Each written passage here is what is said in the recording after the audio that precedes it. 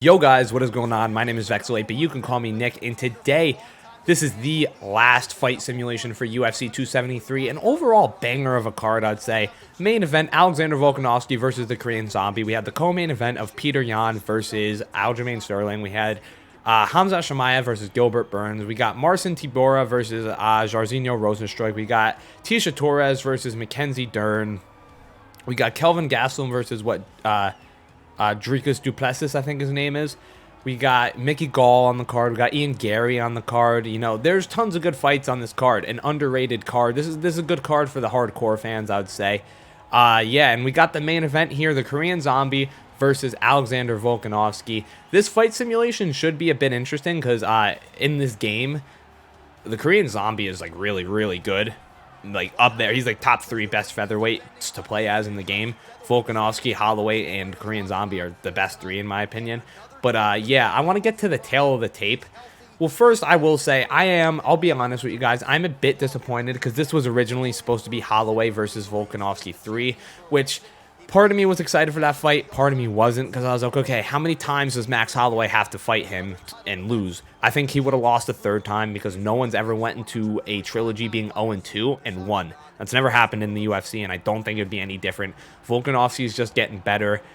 Max Holloway did not look the sharpest against his fight in Yair Rodriguez. He didn't look too good there. He didn't look bad, but like he looked touchable. He looked human. He didn't look like God tier. You know what I mean? Here's what I was waiting for, the tail of the tape, not only for my thumbnail, but as you can see, the size difference isn't as big as I thought it would be. I always thought Korean Zombie was a bit of a bigger featherweight, but no, Volkanovski is actually pretty evenly well matched here. He's only down an inch in height and an inch in reach, and he's been fighting bigger guys like Brian Ortega is a big featherweight. Max Holloway is the biggest featherweight, and he's been handling those guys.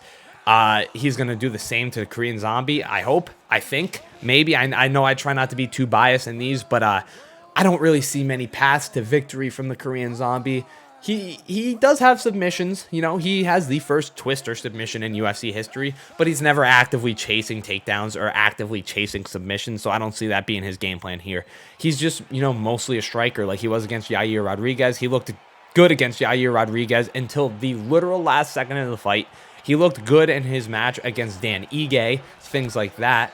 So, you know, it's going to be a striking match. That's really what it's going to be here. It's going to be like a chess match of striking real quick. Actually, while this fight plays out, I want to pull up the UFC stats of both of these guys real quick because yeah. Yeah, the Korean Zombie's last fight was Dan Ige in June of 2021. So that's about a 10-month layoff, not too long.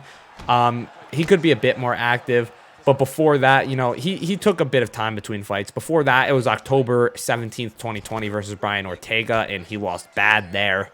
So Brian Ortega, I know MMA math doesn't really work, but Brian Ortega really outstruck the Korean Zombie pretty bad. I don't see why Alexander Volkanovski wouldn't be able to do the same. You know, Alexander Volkanovski is undefeated in the UFC. He's on a 20-fight win streak now. He's the favorite heading into this fight for a reason, I will say. Although I did talk about the submission game. He does have a twister, and he is going for a guillotine right now. Don't think he's going to get it, but he is working for it. Maybe this will be the game plan. Although we did see in, I forget what card it was, UFC 260-something, obviously, Ortega could not submit Volkanovski, and he had in some deep submissions, very bad positions that he somehow hung on and did not tap out. So I don't see anyone submitting Volkanovski, to say the least. I'm not a good promoter for this fight, tell you the truth. It's very one-sided in my opinion, but that's what happens when you have a dominant champion. Although Korean Zombie does pass to half guard pretty easily. But once again, in this game, Korean Zombie has a chance of winning. He's really good. He has a chance of winning in real life too. He really does. It's not completely one-sided. Like, I would be shocked if the Korean Zombie won in real life, but I wouldn't be like Amanda Nunes, Juliana Pena shocked. You know what I mean? Because the Korean Zombie is a decent fighter. I'm happy he's getting a title shot. You know, I'm a fan of his. I think he deserves it. He's a good fighter. I'll always tune in to watch him fight. But I don't know if he could do it here. He's run out of stamina on the ground here. Getting denied and denied again. We did see that the ground and pound from Volkanovski was good in that Brian Ortega fight. I believe it was at the end of the 3rd round or it was at the end of the 4th round. One of those two. The ground and pound was destructive. Ortega could literally not get up after the round ended. Alexander Volkanovski got his back taken by the Korean Zombie, defends the rear naked choke well, but now the Korean Zombie has top mount. And Volkanovski actually escapes to half guard and now full guard. AJ McKee, the featherweight champion in Bellator, recently said that Alexander Volkanovski is not a well-rounded fighter. He says that he is not well-rounded in the jiu-jitsu or in the grappling department, which I just find absolutely ludicrous. I think Volkanovski might be one of the most well-rounded fighters. I mean, he held his own on the ground against Brian Ortega. Someone that's not well-rounded in jiu-jitsu will not do that. Obviously, this is Volkanovski's round, in my opinion. More ground and pound, more control time. Yeah, that was Volkanovski's round. Just like to show you guys the stats anyway. So round 2. Here we go. The stamina of both these guys are pretty equal. Both of these guys have 5-round cardio for sure. So, I honestly, in real life, I see this fight going to a decision. I really do. Shoots for a takedown, denied.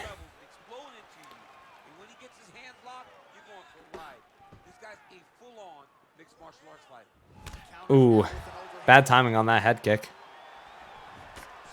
Shoots for another takedown. He gets it this time.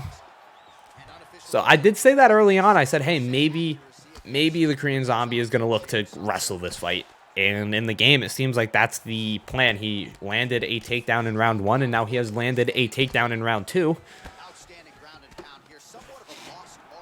Now he's got full mount. And Alex is not able to escape this time.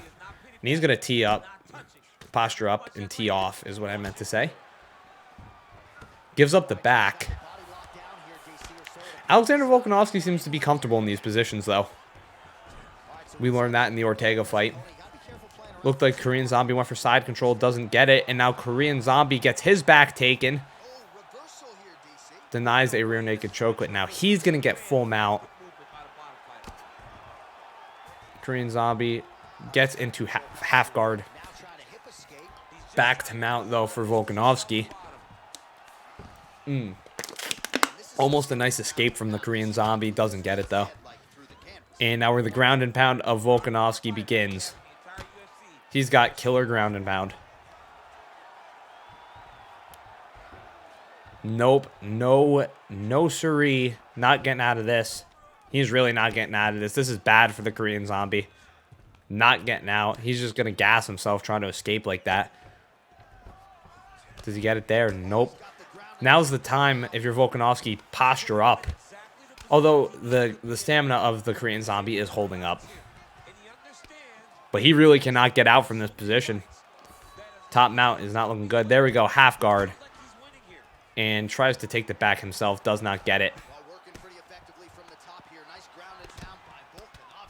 Yeah, like this, like seeing what Alexander Volkanovski does on the ground, this is not someone that is not proficient in grappling. I don't know how AJ McKee could say that. Gonna get side control. Maybe go for crucifix position. There we go, some nice ground strikes. You know, those strikes add up over time. Gets crucifix, dear God. Can he get out? He does get out. That could have been brutal. That could have been brutal for the Korean Zombie. Those elbows from crucifix are nasty. That was obviously Volkanovski's round, but I will show off the stats. Look at the control time. Look at the ground and pound. Volkanovski's up 2018. And this is very realistic so far. I could see it going exactly like this in real life. Third round, touch of the gloves. This round is brought to you by P3, the official portable protein pack of the UFC. John Anik, I am coming for your spot, buddy.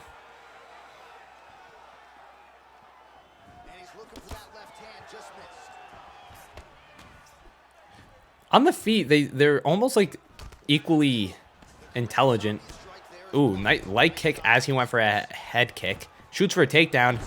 And Korean Zombie has started every round so far successfully with a takedown. but it never seems to pay off for him. He ends up on the bottom every single time. If I'm the corner of the Korean Zombie, I would just be telling him, was it a get up or a guillotine? Oh, no, a reversal now. He's taking the back. I would tell Korean Zombie to strike with him. He's not getting outstruck that bad, but he is getting out grappled and out ground and pounded. I would stop shooting for takedowns if I was the Korean Zombie. If I was in the corner of the Korean Zombie. Tries to get up. Alexander not letting it happen. And Volkanovski can do this for 5 rounds. Mentally and physically. He will not gas out, and he is more than okay with point fighting. People use that as an insult for some reason. Oh, he's a point fighter.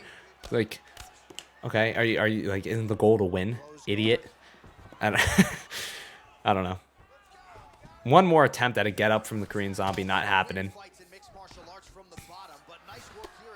Looking for full mount yet again, maybe, but nope, back into the guard.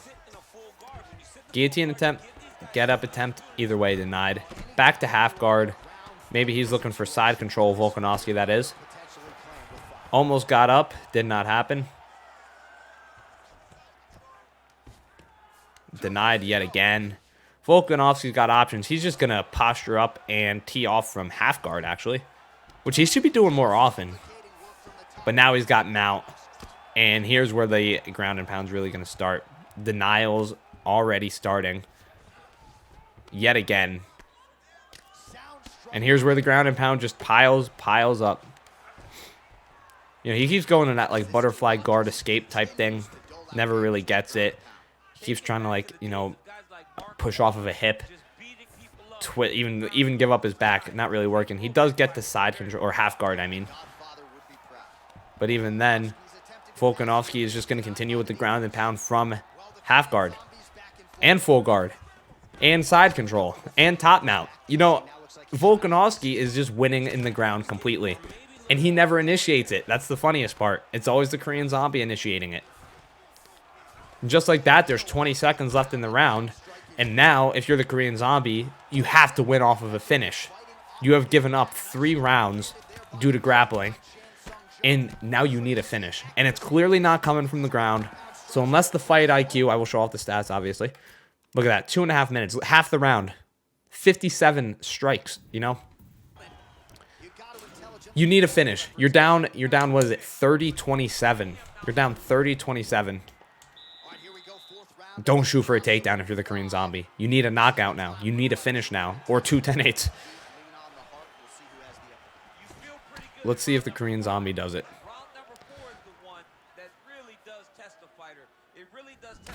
We are now in the championship rounds. Alexander Volkanovski more than familiar with him.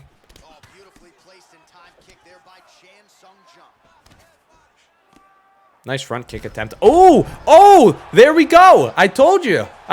Nice uppercut and head kick drops Volkanovski. Big overhand and then a hook, I believe. Dropped him twice in under a minute. I told you, this is what you got to do if you're a Korean Zombie. Stop shooting for takedowns. Start striking with them. You're not looking bad in the striking department. You're really not. Volkanovski does have a chin on him, though. Oh, my God. He's getting cracked, though. Left hook. He's on the back foot now. Now, if you're Volkanovski, now you want to be initiating. Now you want to be initiating the grappling exchanges. Absolutely. Shoot for a takedown if you're Volkanovski. But the Korean Zombie shoots for one. Denied. Which is a good thing for the Korean Zombie. Alexander shoots. Does not get it. Okay, this 4th round is picking up. Big knee. Ooh, big telegraph takedown attempt. And Volkanovski looking a bit defensive. Excuse me, I need to use a tissue.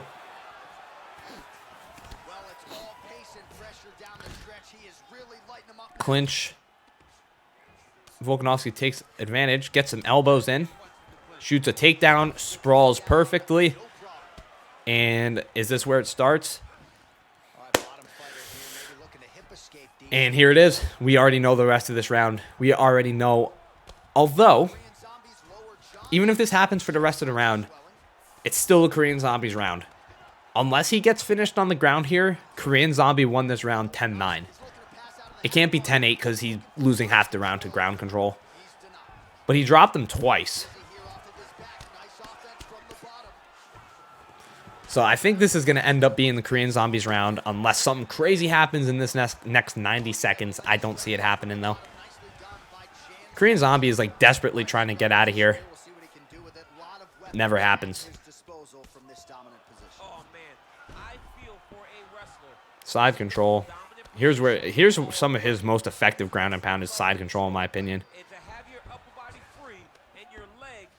So he gets crucifix.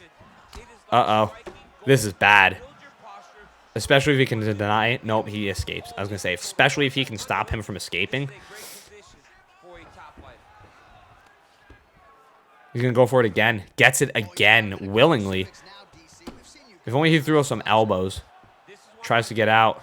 Oh, now he's denied. Now you're looking bad. Denied again. This is bad. Oh, there's only 5 seconds, though. Korean Zombie saved by the bell, but did not look good in the later half of that round. I do have to give that round to the Korean Zombie, though. Look at that. 2 knockdowns and 2 stuns. So you got to give him that round, although Volkanovski did get 2 minutes of control time and looked dominant at the end of the round. Technically, due to the judging criteria, Korean Zombie did come closer to ending that round. His effective striking was more effective at almost bringing the fight to an end than Volkanovski's effective grappling. So you got to give that round to the Korean Zombie. But he's still down. He either needs a 10-8 to tie, a 10-7 to win, or a finish to win. Big round for Korean Zombie. No grappling if you're the Korean Zombie. Just striking. Although big right hook. And those crucifix strikes from the last round definitely softened up the chin of the Korean Zombie. Ooh, slipped that uppercut perfectly.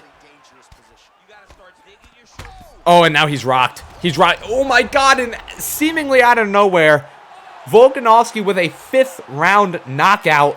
What was it? It was literally just like a 1-2 down the pipe, right down the center, knocked him out. Man, that's a shame. Korean Zombie looked really good at the beginning of that 4th round, but outside of that, he really did not find much success. Yeah, what was it? It was a left hook.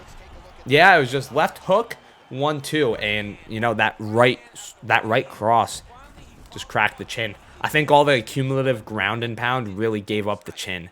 So Volkanovski, and still, let me know what you guys thought of the simulation. Who do you guys think is going to win? Who do you guys want to win? What do you think of simulation? You know all that YouTube stuff. Like, comment, subscribe. Thank you guys for watching. That is the end of UFC 273 fight simulations. Thank you for watching, and I'll see you in the next one. Bye, guys.